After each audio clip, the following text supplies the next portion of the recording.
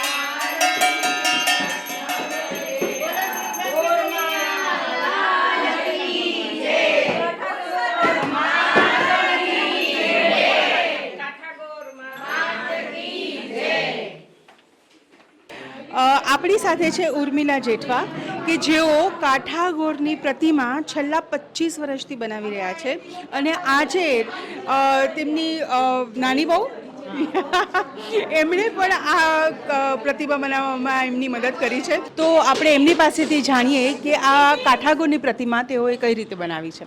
આ પ્રતિમા કઈ રીતે બનાવી છે, હું કહું છું. સૌથી પહેલાં તો બધાને જય શ્રી કૃષ્ણ.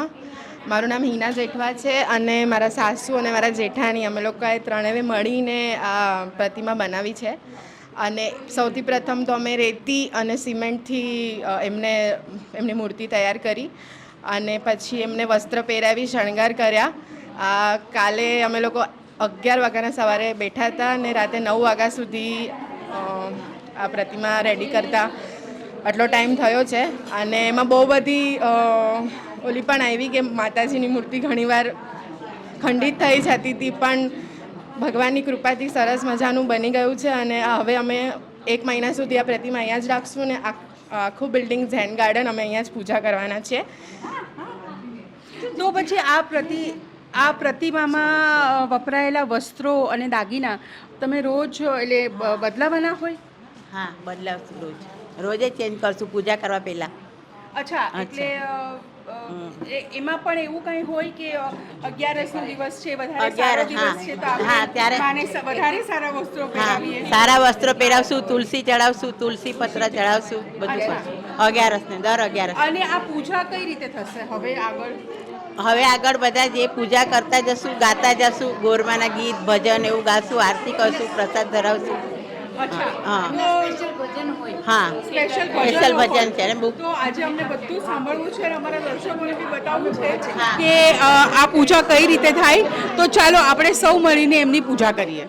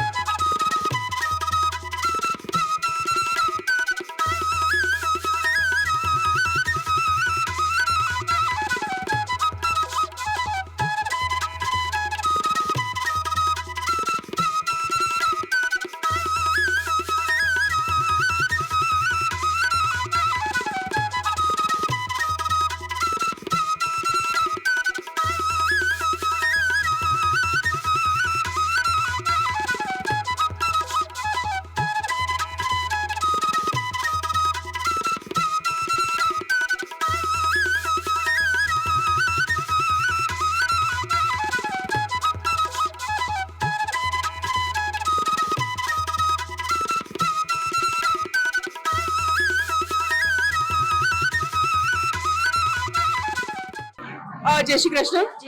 તમારું નામ? અર્ચના શાહ. અચ્છા, તમે આ પૂજા કરવાની લાઈનમાં ઊભા છો, તો આમાં તમે કયા કયો પૂજા બોલાવ્યા છો અને તમે આ માની પૂજા કઈ રીતે કરશો? કાઠાગોર માં છે એ પાર્વતી માનું સ્વરૂપ છે. એટલે આપણે જેમ માતાને 16 શણગાર સજાવીએ એમ પહેલા માતાને નિર્મળ જળથી સ્નાન કરાવશું. પછી પંચામૃત, જેમાં દૂધ, દહીં, શર્કરા, ઘી અને મધ પધરાવ્યું હોય એ આ પંચામૃત કહેવાય. એનો અભિષેક કરશું. પછી પાછું માતાજીને ચોખ્ખા જળે સ્નાન કરાવી એમને અબીલ, ગુલાલ, કંકુ, અબીલ ગુલાલ અહીંયા છે. અબીલ, ગુલાલ, કંકુ. પછી આપણે માતાજીને ચુંદડી સ્વરૂપે સૂતરનો દોરો, માતા તો પ્રેમના ભૂખ્યા છે એટલે ચુંદડી સ્વરૂપે સૂતરનો દોરો માતાજીને વેણી પહેરાવશું, પુષ્પો અને મનના ભાવથી નવધા ભક્તિ કરીશું. નૈવેદ્ય ધરાવીશું માતાજીને, એમની આરતી ઉતારશું. અને આ શું છે? તુલસી દળ છે. આપણે કોઈ પણ નૈવેદ્ય ધરાવીએ તો તુલસી વગર એ માતા ભોગને આરોગે નહીં, એટલે તુલસી દળ આપણે પધરાવીશું. અને માતાને આ શું છે? જવ અને તલ છે. આપણે આ જ્યારે કાટાગોર પૂજીએ ત્યારે ખેતર ખેડવાની પ્રથા છે કે હે માં આખું વર્ષ અને આખી જિંદગી હું જીવું ત્યાં સુધી મને ધન ધાન્યથી તમે સુખી રાખજો. તો આપણે ખેતર ખેડીએ એટલે આપણે જવ એટલે ઘઉં અને તલ એટલે તેલ. તો આપણે જવ તલથી ખેતર ખેડીએ કે માં અમને ક્યારે પણ અન્ન વસ્ત્ર કરીને તમે ભૂખ્યા નહીં રાખતા. એ ભાવનાથી આપણે માતાજીની પૂજા કરીએ છીએ.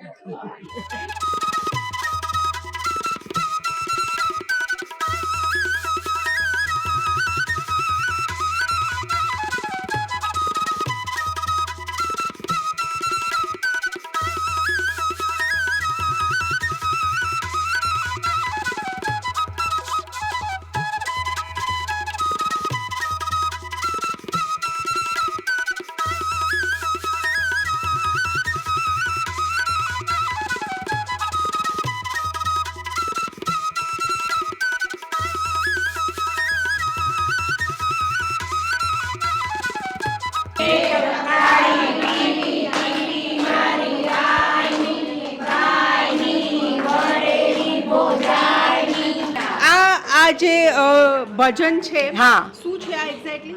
આ ગોરમાની પૂજા કરતા જે સૌભાગ્યવતી સ્ત્રીઓ બધી પૂજા કરે છે.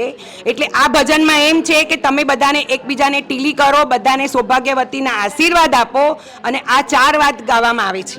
તો પાછું એક વખત આપણે ગાઈએ. હા.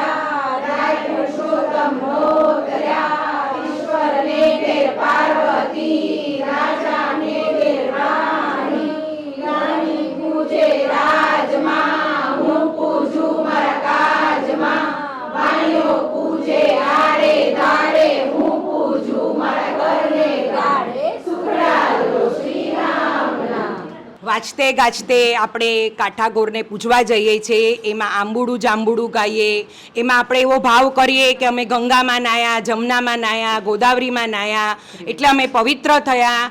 અને ગંગા કાંઠે જઈ એવો ભાવ કરીએ અને ત્યાં ખેતર ખેડીએ. ખેતરમાં અમે જવ તલ વાવીએ. એનો ભાવ એવો છે, ઠાકોરજી કહે છે જેને જે વાવ્યું છે તેવું મળે. અને એમની દોરી કોના હાથમાં છે? ત્રિકમરાયજીના હાથમાં છે. એમાં આપણા પાપ ધોવાય. અને આ ખેતરની આ વાડ કરી છે એમાં જવ તલ અને આપણે આપણી ભાવ હોય એ આપણે વાવી શકીએ છીએ. અને બધામાં આપણે આપણો પોતાનો ભાવ જ કરવાનો છે.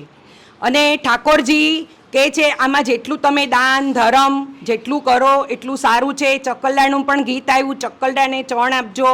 વિસામો ગાયનું પણ આવ્યું, ગાયને પણ આપણે એને બધાને આપણે નોરતીએ છીએ. 5 જણનું મહત્ત્વ છે, ગોરમાં, તુલસીમાં, ગાયમાં, અને જે છે બધાને આપણે પૂજન કરવું જોઈએ. આમાં